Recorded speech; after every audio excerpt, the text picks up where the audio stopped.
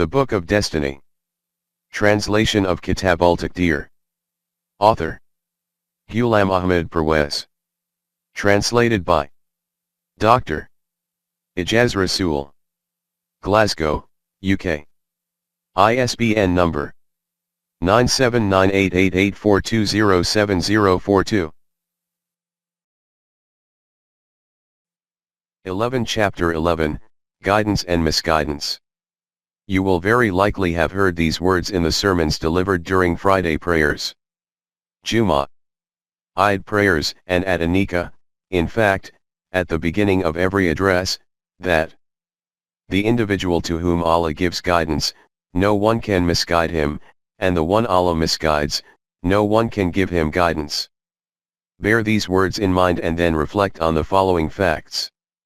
11.1 The process of righteousness and guidance. 1. In the story of the downfall of Adam, addressing mankind, Allah stated that there is nothing about which to be apprehensive. Guidance will keep coming to you from our direction. Whoever obeys my guidance, he will have no kind of fear and grief, and those people who reject our laws and falsify them, they will enter hell and will abide therein. 2. 38-39. 2. In accordance with this promise, Allah started to send anbiya to mankind, and sent messengers to every nation in the world who would pass the guidance of Allah onto them. 3. Those anbiya used to communicate the wahi of Allah to the people and used to inform them that this teaching based on haqq and truth has reached you. After this, whoever among you wishes, he can accept it, and whoever wishes, he can reject it. 18. 29. This is a matter of your own choice, but understand this much, that whoever follows this guidance, he will remain in peace from fear and grief, whoever goes against it will become destroyed and ruined. Ponder on these facts and then bring those words to mind again with which this chapter was started, and then think that if the matter is simply this, that whoever is given guidance by Allah, no one can misguide him, and whoever he misguides, no one can bring him to the right path, then this whole procedure of righteousness and guidance, the sending of anbiya, the sending down of wahi, the dissemination of risalat, and the law of requital regarding reward and punishment, becomes meaningless. Could you possibly even imagine that on the one hand Allah should declare that the teaching based on haqq and truth has reached you? Now whoever among you wishes can accept it, and whoever wishes can reject it? And on the other hand that same Allah also declares that whoever we bring onto the right path, no one can misguide him, and whoever we misguide, no one can bring him to the correct path. The stature of Allah is assuredly far loftier and elevated, but even a man possessing an ordinary intellect and reasoning power will never say such contradictory things. But since, from the point of view of their interpretation, these words are deduced from some places in the Quran, it is essential that we refer to the Quran itself for their correct meaning. Especially because Allah, wahi, risalat, iman in the hereafter, are all based on the foundations of guidance and misguidance. Hence it is essential that its Quranic meaning appears before us. 11.2 The fountainhead of guidance is Allah alone. First of all, note that in the story of the downfall of Adam, it has been proclaimed that guidance will come to you from me. 2. 38. This means that man was informed that though you will be able to acquire knowledge about the physical laws of the universe yourself, through study, observation, and experience, as far as guidance for your human life is concerned, no man will be able to devise laws and values for it from his own mind, nor will he be able to find it anywhere other than from the wahi bestowed by Allah. The Quran has clarified this reality at numerous places. For example, 1. It is stated in Surah Taha that our Rabb is He who created everything and then provided these with guidance for them to reach their intended destination. 20. 50. 2. In Surah Al-Alaq, 4 phases of the creative program of Allah are described. Allah initiated the creation of everything, then after carrying out trimmings and adjustments, created proportion and balance in them, then He established scales. laws for them and guided them towards these. Provided them with knowledge of these laws, this is called guidance. 87. 2-3. 3. It is stated in Surah Al-Layl that it is surely our responsibility to provide guidance. 92. 12. 4. In Surah Al-Imran it is instructed to inform them that guidance is only that guidance which is received from the direction of Allah. The self-concocted guidance of human beings cannot make anyone reach their intended destination. Correct guidance can only be obtained from the direction of Allah. 3. 73. See also. 2. 120, 6. 71. 11.3 Guidance was sent to people via the messengers. Now let us continue. This guidance of Allah is inbuilt in the things of the universe, that is, guidance is not sent to them from outside. This guidance regarding what pattern it has to live its life on is intrinsic in everything. Details of these matters have already been covered.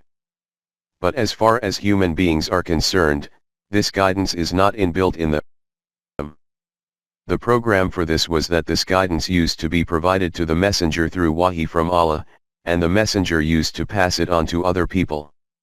It is stated in Surah An-Nisa after mentioning different messengers, that they were sent so that no grievance remains among the people against Allah, that He had never even informed us as to which is the right path.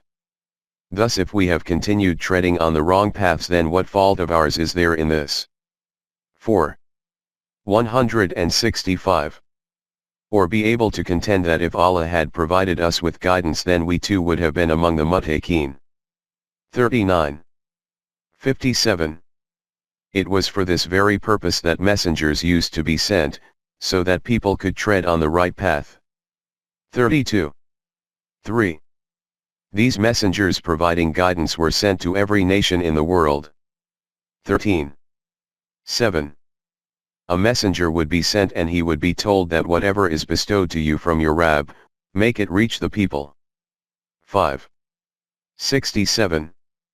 Whatever used to be sent down from Allah used to be called the book of that messenger. Therefore the people used to receive the guidance of Allah through this book which the messenger used to pass on to them. The final, complete, and protected book of Allah is the Quran, in which guidance for all the nations of the world is present. Allah provides guidance to people through His book and brings them out of darknesses towards light. In this way, Allah makes His code of guidance reach the people. 5. 16.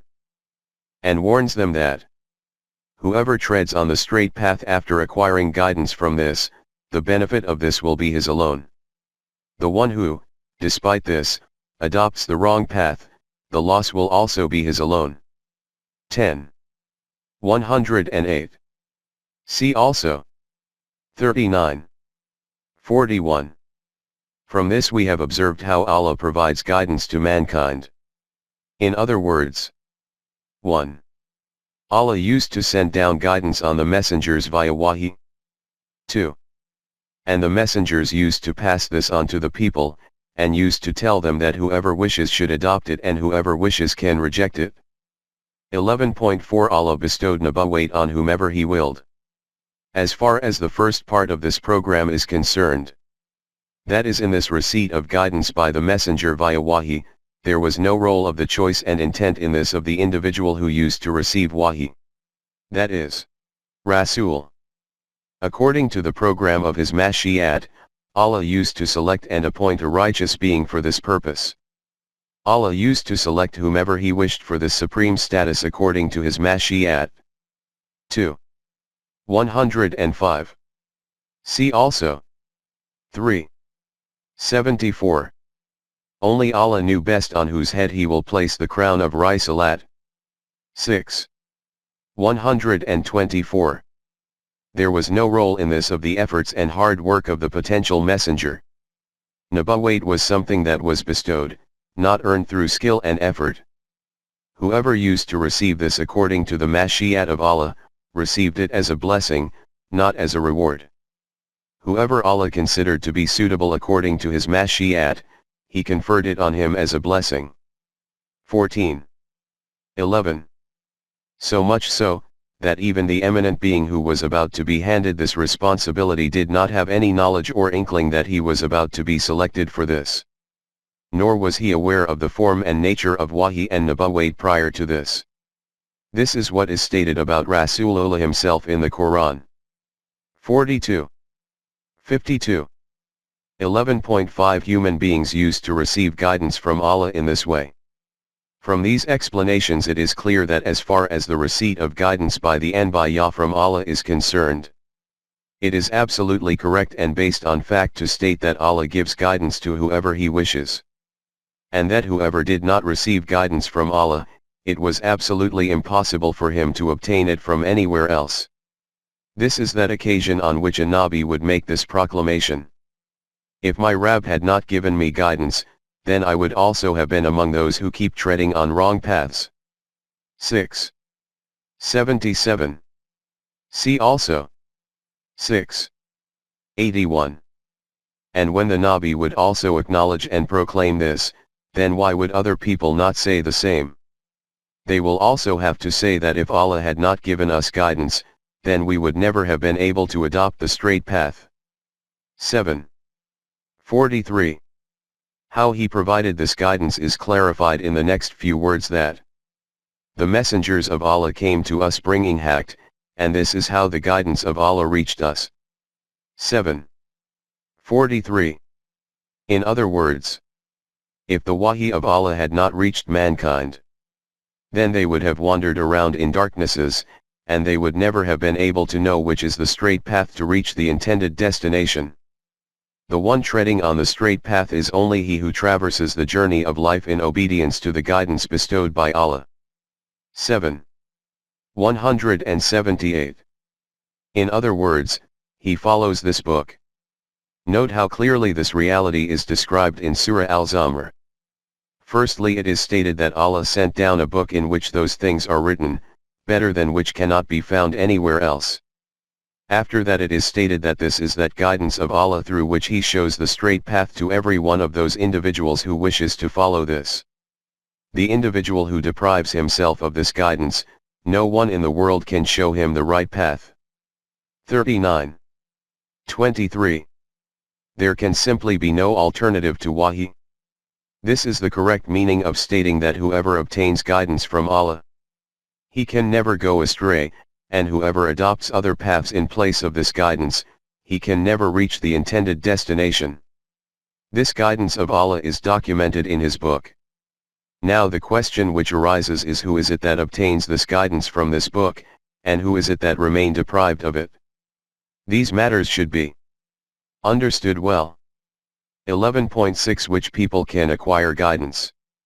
We have seen earlier that the things of the universe are created as constrained, that is, it is simply not within their choice that whatever path they have been given guidance for, by abandoning it they could adopt another path.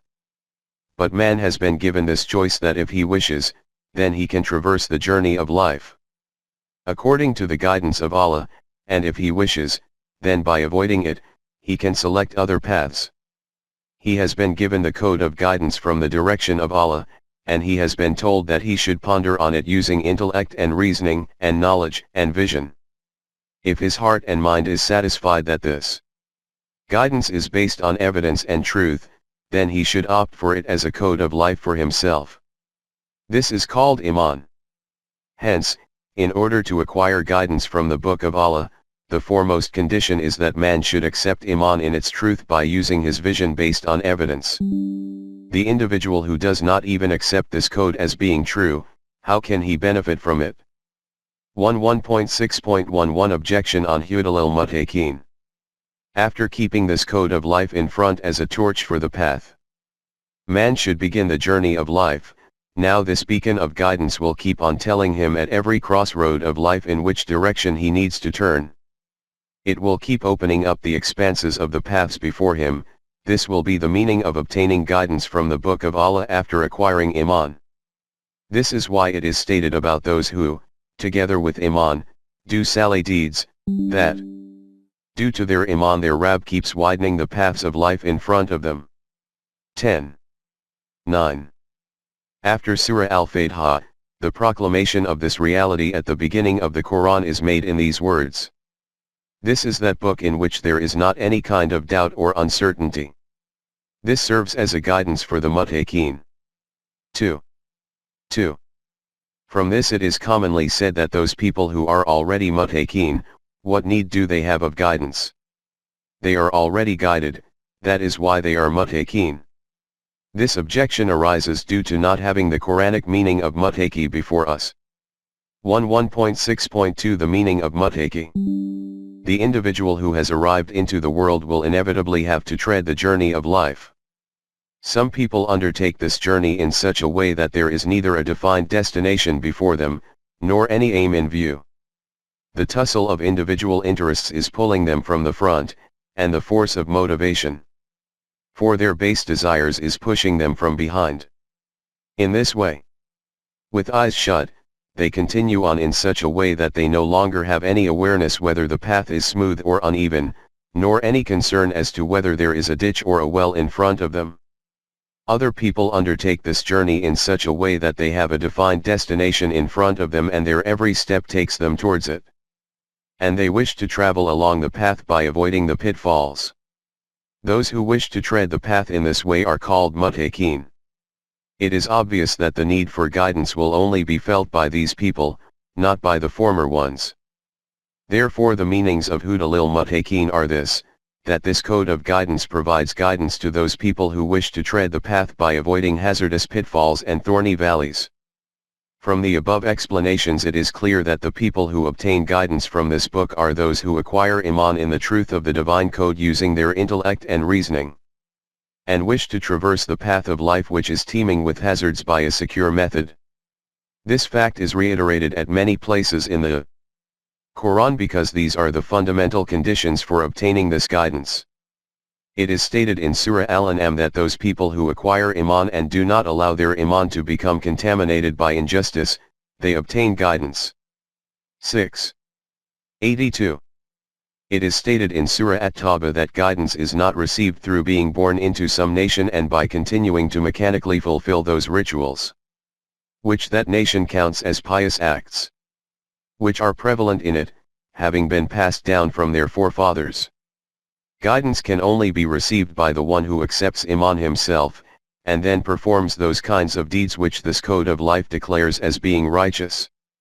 9.19-20. In Surah Al-Baqarah it is stated that guidance from the Book of Allah is received in this way. That whenever there are matters in which there are differences, it becomes known which is the correct matter among them. Obviously, this is a great thing. 213. In this same surah it is stated a little later that wherever darkness appears on the path of life, this book takes the travelers safely and securely onwards by becoming a torch on the path. 257. And at another place it is stated that those people who confront difficulties with great steadfastness and perseverance receive guidance for moving forward. 156. The meaning of steadfastness is that no matter how testing of patience and demanding of courage the hardships on the path are, man should never abandon the right path. In the terminology of the Quran this is called holding fast to the rope of Allah. 103, 4. 175. In other words, we can say that no matter how unfavorable the circumstances may be, obedience to the laws of Allah should never be transgressed. In this way, the expanses of life will keep on opening up before man. 4.66-68. From the above explanations it is evident that guidance is acquired through man's own striving and endeavor. This supreme reality is summed up in a few words in Surah Al-Ankabut, when it is stated that those people who strive in our cause, we keep making the paths of life ever wider before them. 29.69. And, those who tread on the right path, the paths keep becoming ever wider for them. 19.76. We consider that after this there is nothing more that remains to be said in this regard. 11.7 Which people cannot acquire guidance. Allah created man, defined an objective for him, and designated the path to reach it. Wherever a crossroad appeared on this path, a signpost was erected there to show in which direction this path leads and in which direction the other one leads. If some individual does not even look at these signposts, and even if he does read them, by ignoring them he then goes in whichever direction he wishes, it is obvious that such an individual cannot acquire guidance towards the right path. The Quran has made this reality clear at many places. For example, see below. 1.7.1 Those who tread with eyes shut. 1. It is stated in Surah Yunus that, O Rasool, can you guide such a person who deliberately shuts his eyes and becomes blind? 10:43. At another place it is stated, O Rasool, you can neither make the dead hear, nor such a one who is deaf, whom though you call, he turns his back and walks away. Nor can you show the path to the one who is blind. You can only cause him to listen who considers your message to be true, and is ready to bow his head before it. 27. 80-81, 30. 52-53. In another verse it is stated that those people who become deaf by plugging their ears, how can they be made to listen to the subject? 31. 7. It is stated in Surah Fatir that the one who is blind and the one who has sight cannot be equal, nor can darkness and light or shade and sunlight be alike, nor the living and dead. O Rasool, you cannot make those who are lying dead in graves hear. Only he who wishes to listen can be made to hear. 35. 19-22. 2. It is stated in Surah An-Nahl that, O Rasool, though you may desire it 1,000 times, these people will not adopt the right path. The individual who himself wishes to tread on the wrong path, how can Allah bring him onto the right path? 16. 37. And at another place it is stated that how can Allah show the straight path to those people who do not even consider this code of Allah as being true? 16. 104. 1.7.2 Those who make their desires as their God. Allah. Those who themselves reject the truth of this code, and also prevent others from coming in its direction. 4. 167. 3. As has already been noted in detail, whatever potentials and abilities Allah has bestowed on man, and whatever emotions have been created in him, these are neither shar nor care in themselves, these are merely forces. It is their application that makes them shar or care. If power is used to strangle the neck of a victim, then it is shar. If it is employed to twist the arm of a tyrant, then it is care. If human emotions are kept within the boundaries of the permanent values, then their outcome is constructive. If they are left rebellious and unbridled, then they breed chaos and destruction. It is stated in Surah Al-Qasas that, O Rasool, if these people do not acquiesce to your invitation, then this is because they wish to follow their base desires. Just think, who can be more astray than the one who keeps obeying his emotions, devoid of the guidance of Allah? How can Zalimin benefit from the guidance of Allah? 28. 50, 30. 29. 1.7.3 Those who follow blindly. 4. This was about those people who continue to follow their own desires. But the condition of some people, in fact, the majority of mankind, is such that with eyes shut, without thinking or comprehending, they keep following on behind others. Now just ponder that if the person in front is treading on the wrong path, then how will those following behind him be able to tread on the right path? This is the worst kind of misguidance. It is stated in Surah Al-An'am that if you obey this kind of crowd, then they will cause you to divert from the path of Allah. They themselves are misguided and also misguide others. 6. 117, 6. 119, 5. 77. Until the time that these people, by abandoning the path of blind obedience, do not make use of intellect and reasoning, they will not be able to distinguish between the right and wrong path. 1.7.4 Mushrik. 5. Those people whose mindset is such that sometimes they tread on the path defined by Allah, and sometimes on the path proposed by someone else, how can they reach the intended destination? In the terminology of the Quran, this path is called shirk, and its consequence is that such an individual strays far from his intended destination. 4. 116. The practical meaning of Iman is that man should make the decisions about all his affairs, or have them made, according to the Book of Allah. But if the situation is such that Iman is acknowledged from the lips, while the decisions about one's affairs are made according to non-divine Taqdeer codes, even then man cannot reach the right destination. 4. 60. 1.7.5 Munafiq. 6. This firm conviction about some path that it will definitely take one to the desired destination is called Iman. But if an individual who does not have conviction in the validity of the path, but due to some specific self-interest joins those people who are treading on the right path, and at every step endeavors that as soon as he gets the opportunity he will escape in another direction, such an individual will never be able to reach the intended destination. In Quranic terminology he is called a munafiq. It is affirmed about them that they can never come to the right path. 4. 142 to 143.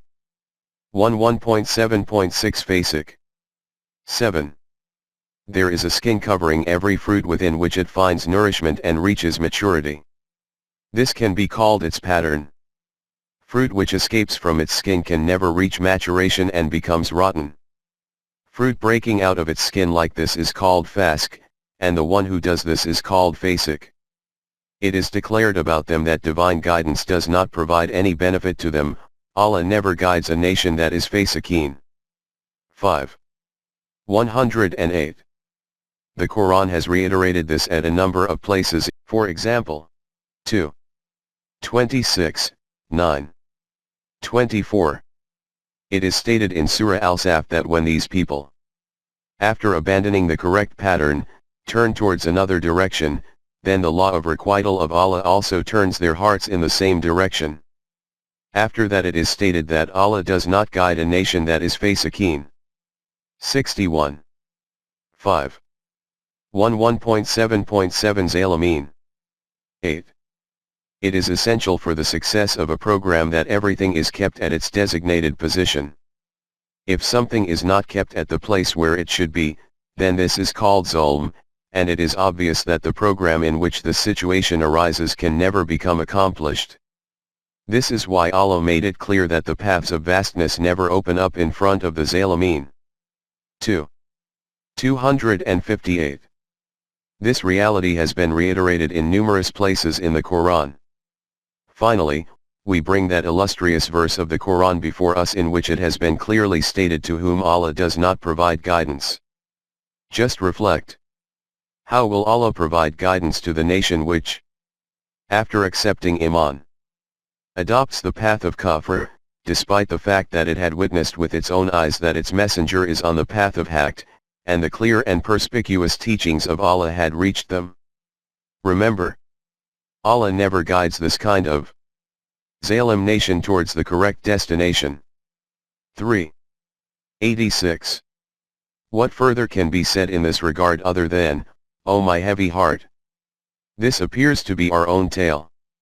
It is obvious that when Allah declares that how can such a nation receive guidance, it does not mean that that nation has become eternally condemned for all times. That it can now never come onto the right path. No, this is not what is meant by this. From this is meant that as long as this nation keeps treading on its existing path and keeps viewing this path to be correct, it cannot come to the correct path. At whatever moment it begins to think that the path on which it is treading will plunge it into an abyss of destructions, the possibility of turning towards the correct path will illuminate in it. This is the reason that Rasulullah was told that although the glitter of worldly benefits has mesmerized the eyes of these people and they are continuing to tread blindly on the wrong path, You should keep reminding them through the Quran of this fact that the path on which you are treading will lead you towards destructions, so that no individual is destroyed due to his wrong path because there was none to invite him towards the correct path. 6. 70. This verse is very clear regarding the issue of guidance and misguidance. Let us now move forward and address another important topic. 11.8 Katamallahu Allah Kalya by him. In order to understand the correct meaning of this and other similar verses, it is essential to bear in mind the following aspects. 1. In order to obtain guidance, to benefit from divine guidance, it is essential that man should ponder with a cool head on the matters being presented, and should endeavor to understand realities through the use of intellect and reasoning and correctly assess the weight of the arguments for and against. Removing the blindfold from his eyes, look towards which destination the path on which he is treading is taking him. For such an individual the possibility exists that he may adopt the correct path by abandoning the wrong path. But for the individual who simply does not wish to make use of intellect and reasoning, and who blindly continues on his path with eyes shut, if someone tells him that this path is wrong, he will either just not listen and will ignore what he has heard, or will rebuff it with contumacy and arrogance. For such an individual neither the guidance of Allah provides any benefit, nor can the voice of the individual inviting him towards this guidance be useful to him. Having a receptive mind is a fundamental requirement in order to benefit from correct advice. 2. Whichever individual closes his eyes, darkness descends in front of him. The Quran uses various styles in order to explain this reality. Sometimes it states that the one who shuts his eyes like this becomes blind, and sometimes it states that whoever shuts his eyes like this, Allah makes him blind. And sometimes that whoever Allah makes blind in this way, who can give him light. The reality is only one, but the ways to express it are various. Details of these aspects have been covered previously. That is that though every consequence is a result of the deeds of man himself, since the consequence of every deed is established according to the law of requital of Allah, hence Allah relates it to himself. Sometimes it is stated that the individual who puts his finger into fire, his finger becomes burnt. Another time in this way, that the fire burns the finger. Sometimes that such an individual burns his finger himself. And sometimes like this, that Allah burns his finger, where the matter is explained in the concluding way. The last one. The meaning which should be taken from this is that Allah, his law of requital, does this. From this the matter will become clear and no confusion will remain. After this introductory explanation, let us look at those verses in which it is stated, Katamallahu Allah Kalya by him. Allah put seals on their hearts. Or other similar verses. 1.8.1 There are seals on the hearts of the kuffar. In the initial verses of Surah Al-Baqarah, there is a verse which is translated as, for those people who are kafir, it is equal to them whether you warn them or do not warn them, they will not accept Iman. This is because Allah has put seals on their hearts and ears, and there are veils covering their eyes, and for them there is a severe punishment. 2. 7.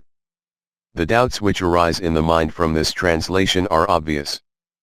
But these doubts are the same kind as those which are produced in the heart from the wrong meaning of Huda lil Muttaqin, and which have been explained in the previous topic. The objection raised there is that what need do those who are already Muttaqin have of guidance, and if this book only provides guidance to the Muttaqin, then where will non-Muttaqin obtain guidance from? And regarding the verse being viewed, it is said that if it makes no difference to non-Muslims whether they are preached to or not, then who will benefit from preaching? And non-Muslims will not be able to acquire guidance because Allah has put seals on their hearts and ears, and has placed veils over their eyes, that is, Allah has suspended their abilities to see and observe, think and reason, and when this is the reality, then what fault is it of theirs that they do not come to the straight path? But together with this it has also been declared that they will be given a severe punishment. In recompense for what crime will this punishment be given? First, the paths to guidance are shut on them, and then they are made to suffer a severe punishment for this crime. That why did you not tread on the correct path? Have you observed how far off the mark the matter reaches from the incorrect interpretation of these verses? The Quran has called itself a guidebook and has informed us right from the start which people will be able to obtain guidance from it. A. Those people who wish to reach the intended destination by remaining secure from the perilous pitfalls on the path. By employing their intellect and reasoning, these people reach this reality that whatever has been stated in this guidebook, it is based on truth. After this iman, they set out on the journey of life under the guidance of this book. They are the people who are following the guidance from their Rabb, and they are the ones who will prosper. 2. 5. B. But those people who decide right from the start that we are only going to tread on our own path. Regardless of whatever someone says even 1,000 times, we are not going to listen to him or accept it. This book cannot provide any benefit to them. For the individual who walks with his eyes shut, it is the same to him whether the street lights are illuminated or it is pitch black.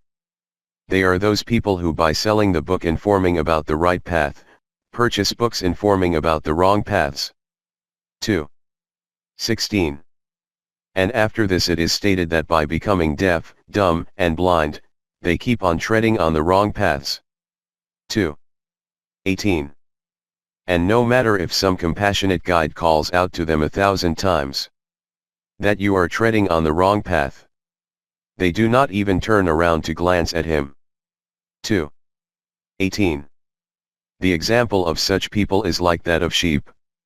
In whatever direction the first sheep is going, the remainder of the sheep follow behind it with eyes shut, without asking or understanding in which direction it is going, and why are we continuing to follow behind it? When they are told to read this book of guidance, understand it, think, reflect, and then select the path, they reply that we have absolutely no need to think and understand.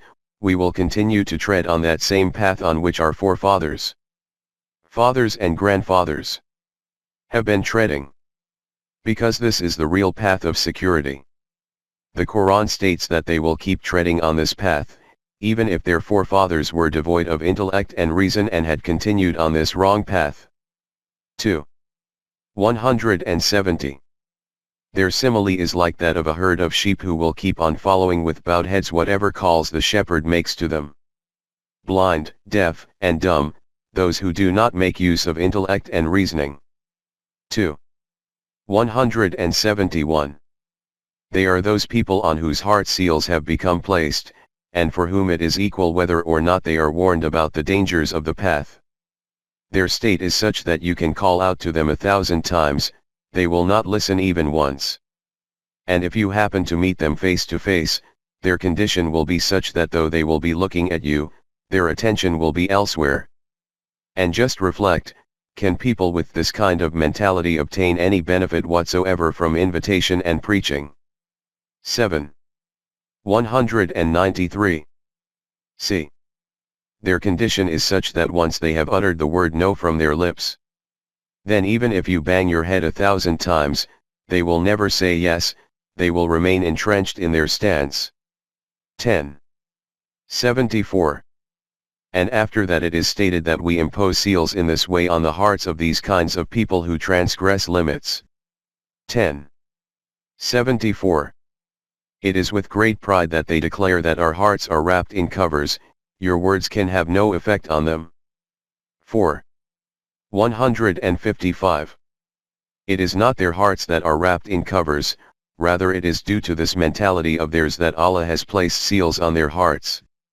Therefore until such a time that they abandon this path, there is no possibility of their coming to the right path. D. The state of some people is that if you say anything to them, they do not counter it on the basis of any reason and fact, they just keep opposing it devoid of any logic and evidence and do not listen to anything the other says. 40. 35. After this it is stated that these are those effigies of arrogance and pride on whose heart seals become imposed. 40. 35.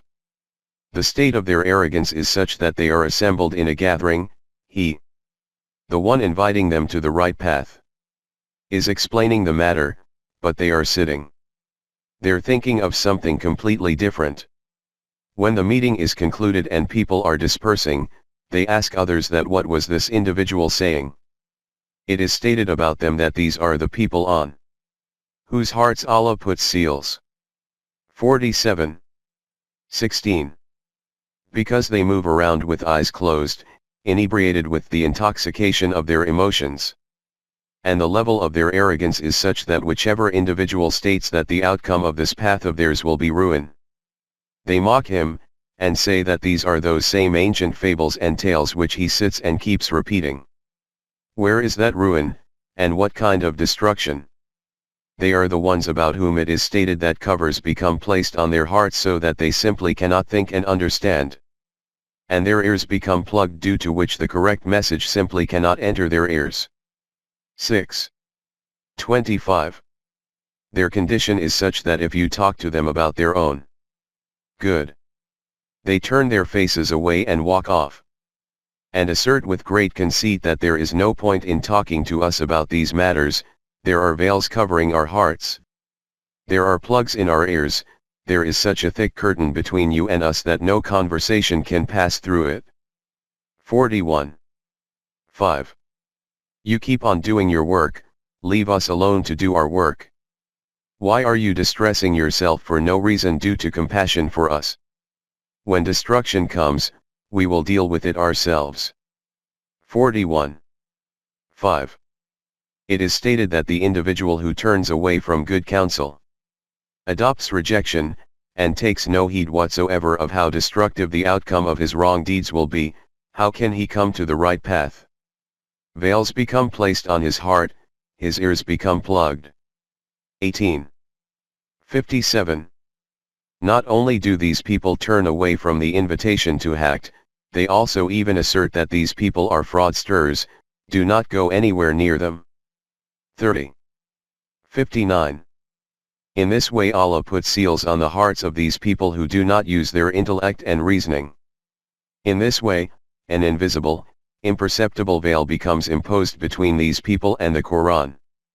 17. 45 to 46. 1.8.2 Seals on the hearts of munafiqeen. At any rate, this was the condition of those people who do not accept the truth right from the start. Other than them, there are also those people who acknowledge it from their lips, but when the time comes to work in accordance with it, then they seek routes of escape. They are called munafiqeen in Quranic terminology. It is stated in Surah At-Tawbah that when these people are told to participate in the battlefield, Qital fi sabilillah, they begin to seek permission to stay back with strange excuses. It is stated about them that Allah puts a seal on their hearts but they do not have knowledge of it. 9. 86 to 87. See also 9. 93, 47. 20 to 23. Remember that this is not only a story about the earlier Islamic era, that at that time there was some specific group of munafiqeen about whom these verses were sent down. This is the portrayal of an eternal reality, and that is that the proclamation whose evidence of being true is not depicted in the conduct and character of a human being, that proclamation cannot be declared as being iman. Those who acknowledge it from their lips, but falsify it through their deeds, are munafiq, no matter to which era they may belong. They are those who follow their own desires instead of obeying divine guidance. Only the benefits of this worldly life are in front of their eyes, they have no iman whatsoever in the hereafter. They are the very people about whom it is stated that have you even pondered on the condition of those people who have themselves made their own emotions, base desires, as their God. They are those people who, despite possessing knowledge and intellect, become destroyed. The consequence of being inebriated due to intoxication by emotions is that seals become imposed on their hearts and ears. Veils are drawn over their eyes. Say. The individual who, by turning away from the guidance of Allah in this way, steps onto wrong paths, who can bring him onto the right path? 45.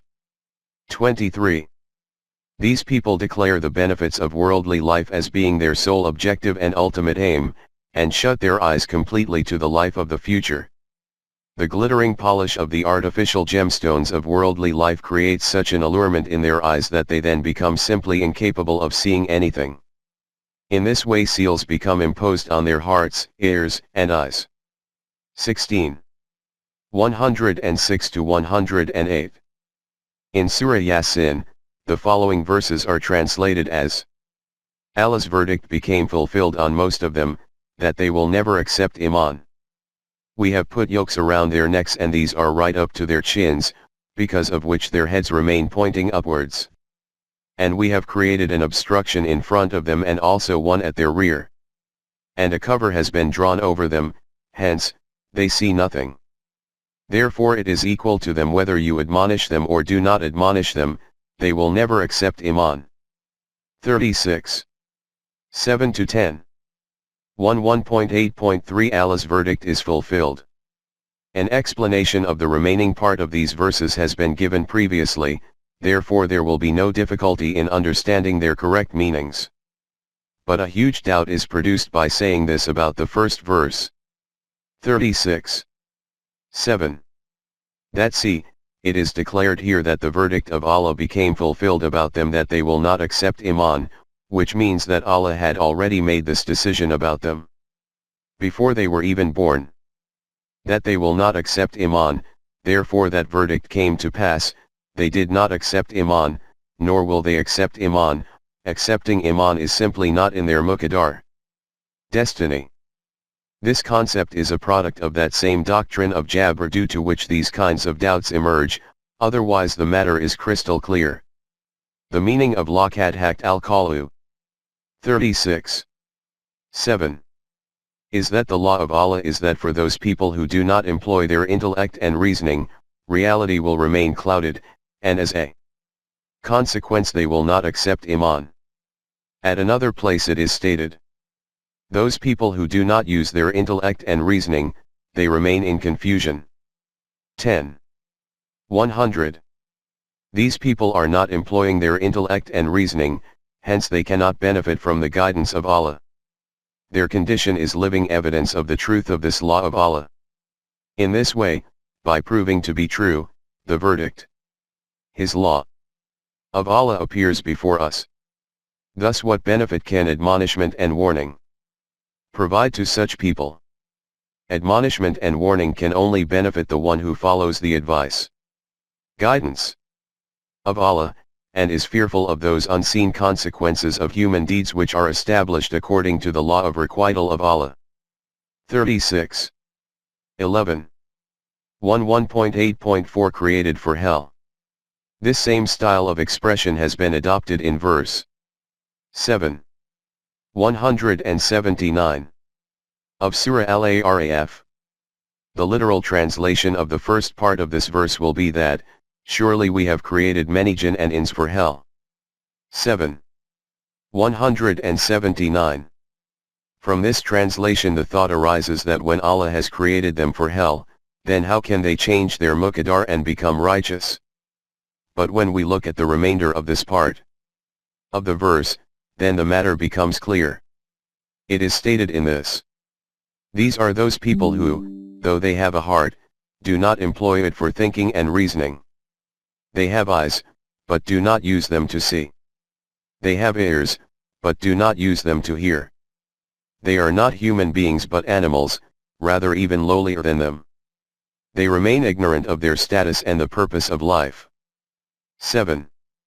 179. The meaning is clear that those people who remain blind, deaf, and dumb despite possessing the potentials of sight, hearing, thinking, and reasoning, and continue to mindlessly tread wrong paths, this conduct of theirs continuously cries out that these people will go straight into hell. As the saying goes, they are simply meant for hell. The Quran has clarified this same interpretation at another place in this way: that when these kinds of people will enter hell, the custodian there will ask them, "What did you do because of which you are being made to enter hell? What was your crime?" They will reply, "What need is there to go into any great detail? if we had listened to those people who used to warn us about the consequences of treading on the evil path, or made use of intellect and reasoning, then we would never have been among the denizens of hell. 67. 10. Therefore, those people who do not use their intellect and reasoning are firewood for hell, they are the ones on whose heart seals become imposed. 1.8.5 Their hearts place locks on themselves. It is stated in Surah Muhammad. Do they not reflect and reason in the Quran? Do they have locks imposed on their hearts? Akfaluha. 47. 24. In addition, the term akfaluha in this verse contains profound meanings and cannot be translated. Its meaning is that locks have not been applied on their hearts from somewhere outside, their hearts have applied the locks on their own selves. The heart imposes locks on its own self by itself. When this is the situation, then how can any external power open these locks? They will have to unlock these themselves. You can understand this from the following example, that an individual is sitting in his room and he has bolted the door from the inside. He has bolted it himself, and then he himself wails that how can I get out? He will be told that, sir, you yourself have bolted the door from the inside, only you can open it, no one can help you from the outside, unbolt the door and come out. This has been illustrated in alternative words as follows. When they adopted a twisted path, then Allah, the law of requital, made their hearts twisted. 61. 5. See also. 51. 9. When they shut the door, the path for their exit became blocked. 1.8.6 deeds themselves become rust. And the final word in this regard is that illustrious verse of Surah Al-Mutaffifin, in which the point regarding the sealing of their hearts by Allah is perspicuously explained. It is stated in this that, nay, the matter is not the way in which these people understand it. The fact is this, that it is their own deeds, which by becoming rust, cover their hearts. 83. 14. The seals which become imposed on hearts are the evil deeds of man himself. 11.9 Faman sha'ifal yuman wa man sha'ifal yakfur. With regard to human choice and intent, this has already been discussed in detail in a separate chapter. But we think that it is essential that whatever the Quran has specified with regard to guidance and misguidance, that it should be specifically outlined so that no misconception remains. The fundamental teaching of the Quran is that in the matter of deen there is no kind of compulsion. This is because the right and wrong paths have emerged clearly in front, distinct from each other. Now whichever individual, turning away from non-divine paths, adopts the guidance of Allah, he will grasp the hand of such a trustworthy support which will never let him down. This connection will never break. 2. 256. Now it is obvious that when there is no internal or external duress and no coercion in the matter of deen, it is left to the choice and volition of man, then it is firstly essential that there is no compulsion in this regard even from the direction of Allah himself. Therefore he has also clarified this matter. Like a compassionate physician, Rasool desired from the depths of his heart that people should become saved from destruction and somehow or other accept Iman. Addressing Rasool, Allah informed him that if it had been our mashiat that people should tread on a single path only, whether willing or unwilling, and that no one could reject haqq and truth, then this was not at all difficult for us to do. We would have created them constrained, like other things of the universe. But we did not do this. When we have not done it like this, then O Rasool, do you wish that you can somehow compel them to accept Iman? There is no allowance for ikra, compulsion. In deen, that Iman which is accepted under duress is not Iman at all. 10. 99. Say to them that haqq has arrived to you from the direction of your Rabb. Now whoever among you adopts the right path, its benefit will reach him alone. Whoever treads on the wrong path, its loss will also be his alone. You are not appointed as a guardian over them that you can force them to accept reality. 10. 108. This is that reality which every mu'min should know. That is, if this had been in the mashi'at of Allah that the whole of humanity should be compelled to tread on one single path, then He would simply have created them like this. 11. 118. So much so, that Rasulullah was also informed that it is also not essential that the one whom you hold very dear and desire from your heart that he accepts Iman, that he will accept Iman. 28. 56. We have given man freedom in this matter, therefore you too should pass the message of Haqq onto them, and then say that whoever wishes can accept Iman, and whoever wishes can reject it. 18. 29. It is stated in Surah Al-Dar that we created man and then endowed him with hearing and sight, then showed him the path. Now whoever among them wishes, he can accept it. Whoever wishes, he can reject it. 76. 3. It is stated in Surah Al-Abasa that the Quran is a warning that is a reminder of that truth and reality which man keeps forgetting repeatedly. So whoever wishes, he can bring to mind those forgotten truths again through this. 80. 12. It is stated in Surah Al-Balad that we have shown him both paths clearly. 90. 10. So whoever wishes can adopt the path taking him towards his Rabb. 73. 19. See also. 28. 57. Allah bestowed man with eyes, and made arrangements for an external light, placed both the right and wrong paths distinctly before him, and after that told him that whoever walks with eyes open, the benefit will be to him. The one who walks blindly will bear the loss himself. 6. 104. Here no bearer of burden will carry the burden of another. 17. 15. Whoever among you treads on the right path, he will remain secure from fear and grief. 2. 38, 20. 123. And also understand this, that if you tread on the right path, then those treading on the wrong path will not be able to cause any harm to reach you. They will only do harm to themselves. 5. 105. The mushrikeen used to say that we cannot be indicted for our shirk. It was the will of Allah Himself that we should have resorted to shirk. If He had not wished this, then how could we have committed shirk? In reply to this, it is stated that they are uttering a falsehood. Allah does not misguide anyone. 6. 148, 16. 35. 43. 20. They misguide themselves, do not adopt the right path, and level an accusation against Allah. 6. 140. Although it is correct that in the same way that Allah does not forcibly put anyone on the path of misguidance, man adopts that path himself, similarly, Allah does not forcibly put the individual who adopts the wrong path onto the right path. The one who wishes to remain misguided, Allah does not give him guidance. 16. 37. 1.9.1 The religious clergy. Allah does not misguide anyone, whereas religious clerics are misguided themselves and also misguide others. These people are misguided themselves and also misguide others. 5. 77. See also. 6.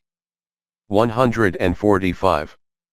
In this way, those treading on the wrong path become a large faction, or caravan, and they keep on reinforcing and strengthening each other's false beliefs. 7. 202. And in this way, the leader of this caravan which is heading in the wrong direction deposits them in that marketplace where there is no buyer for this worthless produce that is into hell. 14.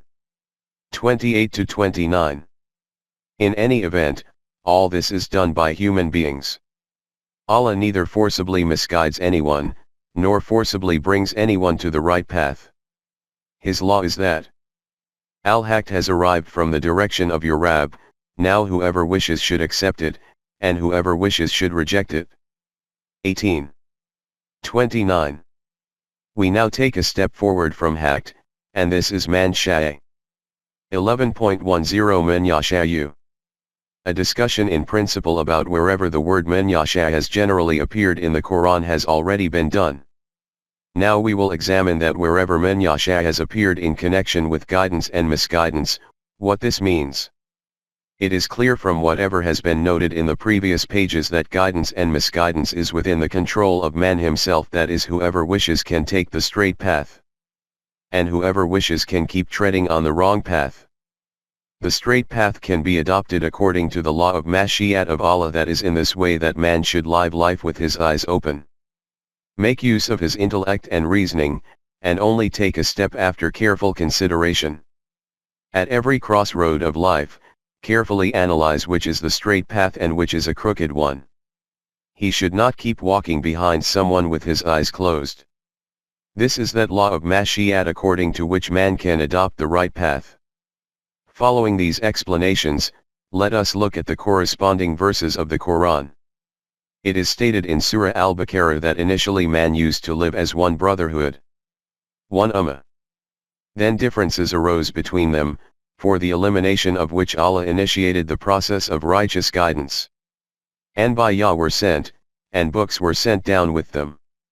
Those people who accepted Iman in their truth, Allah gave them guidance.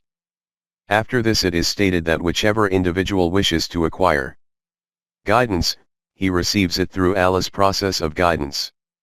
2. 213. The responsibility of these messengers was to pass on the messages of Allah. 5. 99, 3. 19. Not to make them tread on the straight path.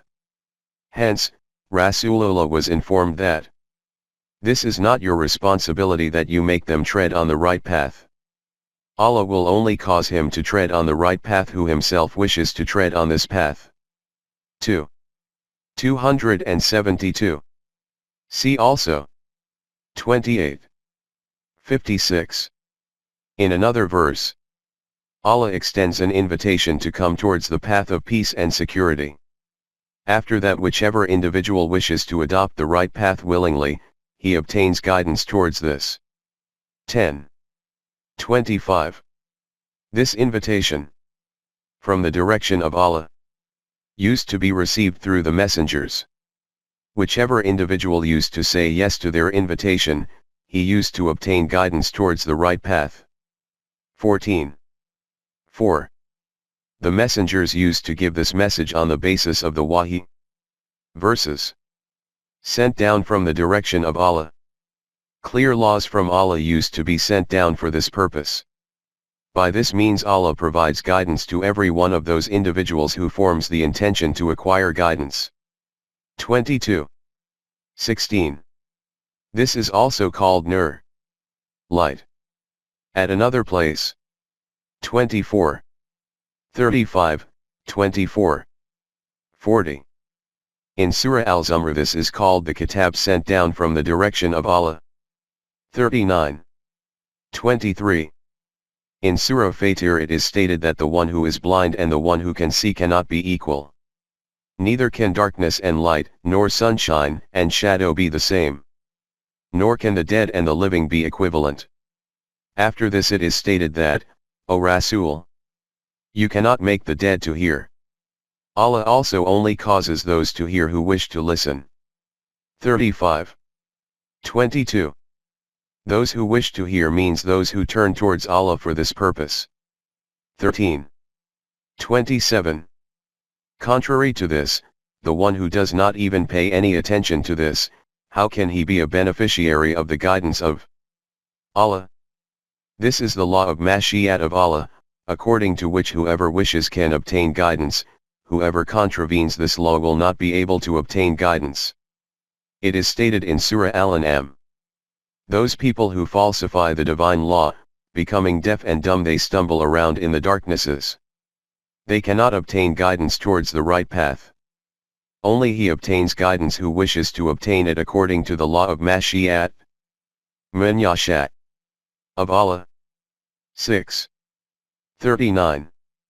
In Surah Ibrahim, the right and wrong ideology of life is illustrated through the metaphor of a tree of virtue and an evil tree.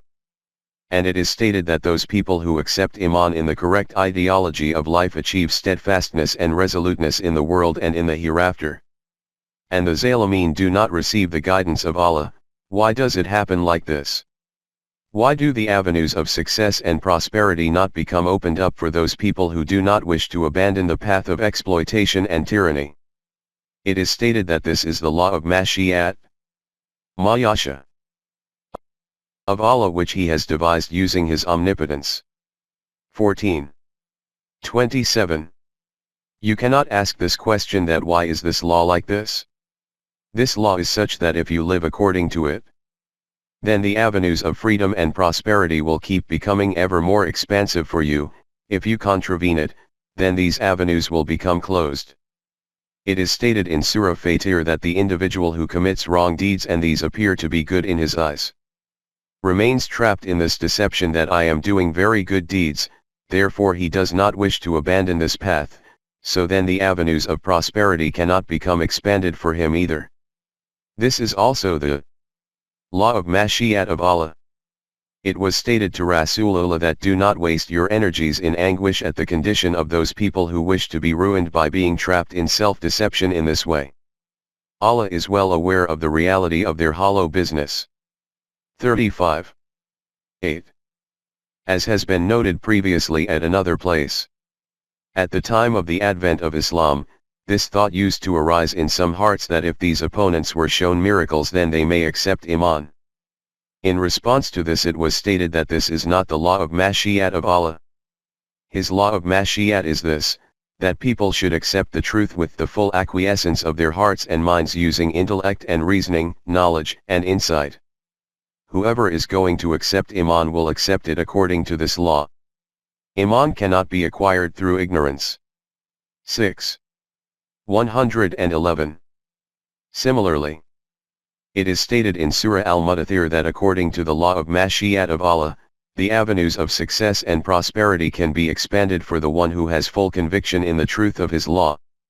The one who lives a life of hypocrisy with doubts and suspicions cannot obtain guidance towards the correct destination. In this way, according to the law of Mashi'at, Mayasha, of Allah, whoever wishes can adopt the right path, whoever wishes can continue to tread on the wrong paths. 74. 31. This is the very meaning of these verses in which is stated that, O Allah, guidance and misguidance is conditional on your law of Mashi'at. 7. 155. In Surah Al-Shura, Rasulullah is informed that we have appointed you to the status of Nabuwwat, which is bestowed absolutely externally. And you assuredly guide people towards Sirati Mustaqim in accordance with it, but your task is only to inform people about the path, not to make them tread on it. With this Quran, we provide guidance to our servants towards the right path according to our law of Mashi'at, and that law of Mashi'at is that guidance is acquired by the one who is desirous of receiving guidance. 42. 52. And lastly, we note that verse of Surah An-Nahl which is the decisive verdict in this regard. It is stated that if this had been in the Mashi'at of Allah, then He would have created all human beings constrained to tread on one single path, but He did not do this. 16. 93. If the first part of the verse is translated as Allah misguides whoever He wishes, He gives guidance to whoever He wishes, then what is declared after this? That you will surely be questioned as to what kinds of deeds you did, will not only become meaningless but will also be mutually contradictory. If the reality is that Allah gives guidance to whoever He wishes and misguides whoever He wishes, then how can people be questioned and held accountable? Only the one who does something using his choice and intent can be questioned and held accountable. Hence, the meaning of the verse is clear, that is, if it had been in the Mashi'at of Allah that all human beings tread on only one path, then He would have created them constrained, like other created things. But He did not do this. He created man as possessor of choice, so that whoever wishes can adopt the right path, and Whoever wishes can keep treading on the wrong path. It is this choice and intent of man due to which he is declared to be responsible for his deeds. This is why he will be questioned that why did you do such and such a deed? This was that responsibility for deeds, to escape which Iblis said to Allah that I did not commit an error, you misguided me. 7. 16, 15. 39. It is this evasion and fleeing from responsibility as a result of which Iblis became condemned. The one who views himself as being constrained and makes Allah responsible for his own actions adopts an Iblisi persona according to the Quran. 11.11 Recap. Bring those words to mind once again with which we started this chapter, that is that the individual to whom Allah gives guidance, no one can misguide him. The one whom Allah misguides, no one can give him guidance. It is clear from what has been said in the previous pages that whatever becomes apparent from this translation is not only contrary to the teaching of the Quran, but this kind of impression or concept about Allah himself is also incorrect. Allah does not misguide anyone. From this you will have observed that by separating any single verse of the Quran from other related verses, not only does the matter not become clarified from its literal translation, this leads, in fact, to the creation of misconceptions. 11.12 Correct method to understand the Quran. The correct method to understand Quranic teaching is that you should place in front of you whatever has been noted in all the places in the Quran regarding the topic being analyzed. And then it should be understood what the Quran says about it. And then according to its fundamental teaching, the meaning, not the translation, of the related verses should be established. By doing this, you will find that the correct meaning of the Quranic verses becomes clarified and no kind of misconception arises either. Let us remind ourselves once again that in connection with human life, wherever Allah has declared himself to be the originator of action, that is, it is stated that Allah does it like this. This means that this takes place according to the law of Mashi'at of Allah. And when it has also been ascertained from the Quran what the law of Mashi'at of Allah is in this regard, then the matter becomes crystal clear. In relation to this, reflect on a few verses once again. It is stated in Surah Bani Israel. Its common translation is this: that whoever Allah gives guidance to, only he will be the guided one. And whoever he misguides, then other than Allah no one can be his protector.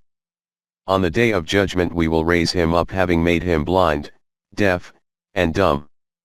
The abode of these people will be hell. 17. 97. You will see what a great misconception becomes created by looking at this verse after dissociating it from other related places.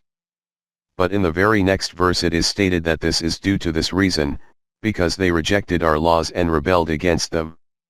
17. 98. From this the matter becomes clear, that whichever individual rejects the laws of Allah, he goes astray. This is the law of Mashi'at of Allah. Hence, the meaning of the verse quoted above will be that the individual who accepts Iman in the truth of the laws of Allah, he acquires the guidance of Allah. Whoever rejects it, the right path cannot appear before him. In connection with this, see also verses 18, 17, 39, 37, 7, 178. 11.13 Al-Mudayu, a divine attribute. Al-Asma'ul Husna are specified in the Quran for Allah, that is the most beautiful and best names of Allah. From this are meant those divine attributes which are noted in the Quran. In this regard you may have seen 99 names of Allah written in many places. In some places Al-Mudayu, that is, the one who misguides, is also written. This name of Allah is not to be found in the Quran, but it seems as if it has been deduced from those verses in which words such as Maynadil have appeared. The correct meaning of these words, or those verses in which these kinds of words appear, has been viewed by us. In light of this meaning, we consider that Allah should never be called Al-Mudayu, the one who misguides. He is, in fact, Al-Hadi, the giver of guidance. And the one who is Al-Hadi, How can he be al-Mudayu? In the Quran, shaitan is called Mudayun, the ones who misguide. 1.13.1 This should not be uttered. It is stated in Surah Al-Qasas that when Moses punched one of the Qubti, and he fell down dead, he commented after this that this is indeed an act of shaitan, undoubtedly, he is an enemy of man, and one who is known to misguide. Mudayun. 28. 15. At another place it is stated that shaitan wishes to plunge people deep into misguidance. 4. 60. It is obvious that the act of misguiding someone, which the Quran declares to be an act of shaitan, how can that be attributed? Allah forbid. Towards Allah? Hence, this kind of translation as a result of which Allah is declared to be one who misguides should also not be done of such verses. Similarly, in these 90 names, al-Muzilu, the one who humiliates, is included together with al-Muiju, the one who gives izzat, or al-Daru, one who gives loss, is included together with al-Nafiu, the one who gives benefit. From the correct meanings appearing before us of those verses from which these kinds of names are drawn, this reality becomes evident that Allah neither humiliates anyone without reason, nor causes harm. Zillat, humiliation, and zarar, harm, are the outcomes of man's own deeds, hence it is more appropriate not to include these kinds of names in the list of al-Asma'ul Husna. That which is translated in Surah Al-An'am as Allah misguides whoever he wishes and puts on the straight path whoever he wishes. 6. 39. This interpretation gives rise to an enormous misconception. The meaning of the verse is that guidance and misguidance are acquired according to the law of Mashi'at of Allah. According to this, whichever individual wishes to, he can adopt the right path, and whoever wishes to, he should remain on the wrong path. What is that law of Mashi'at? This is clarified in the opening words of this verse as follows. Those people who falsify the laws of Allah, by becoming deaf and dumb, they keep stumbling around in darknesses. 6. 39. It is stated in Surah Al-Rum, which is commonly translated as whoever Allah misguides, who can give him guidance. 30. 29. However, this is not its meaning becomes clear from the initial words of the verse in which it is stated. These unjust people, without knowledge and insight, keep on blindly following their animalistic passions. Now just think that the individual who, according to the law of Allah, continues to tread on wrong paths in this way, who can bring him onto the straight path. 30.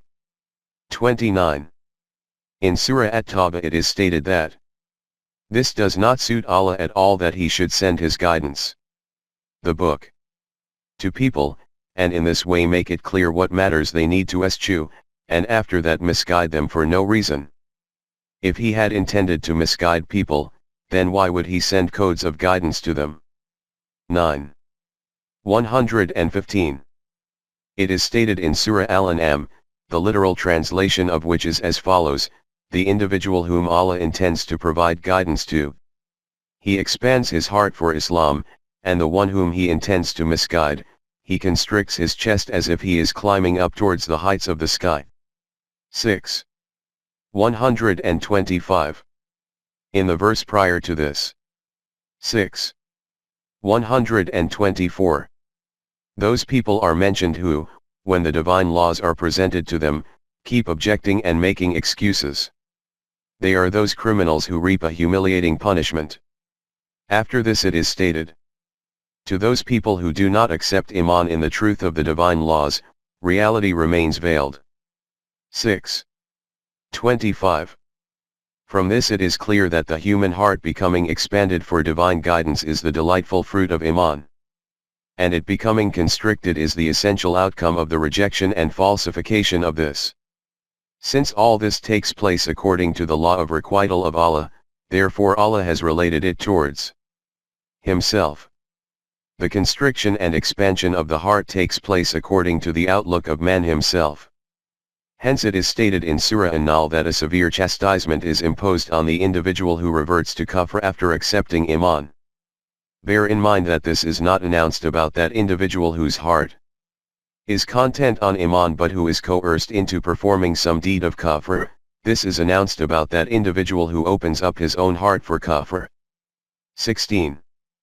106. Note that it is clearly stated here that man himself opens and shuts his heart to kufr and Iman. Allah makes the path to guidance clearly evident through his book. Whoever accommodates it in his heart by expanding his breast, the paths to successes open up before him. Whoever closes the doors of his heart, he becomes deprived of these blessings. In this way Allah broadens the paths of successes in front of each one of those individuals who wishes to achieve successes. The one who does not wish this, these doors remain closed to him. And the one to whom these doors remain closed according to the law of Mashi'at of Allah, no one can show him the right path. 39. 23. The individual who shuts his eyes himself, who can provide him with sight? The one who himself wishes to remain misguided, Allah does not give him guidance forcibly. 1637. On the other hand, those people who make efforts and strive and endeavor for us, we keep guiding them towards our paths. 29:69. This is indeed the established deen. 1240.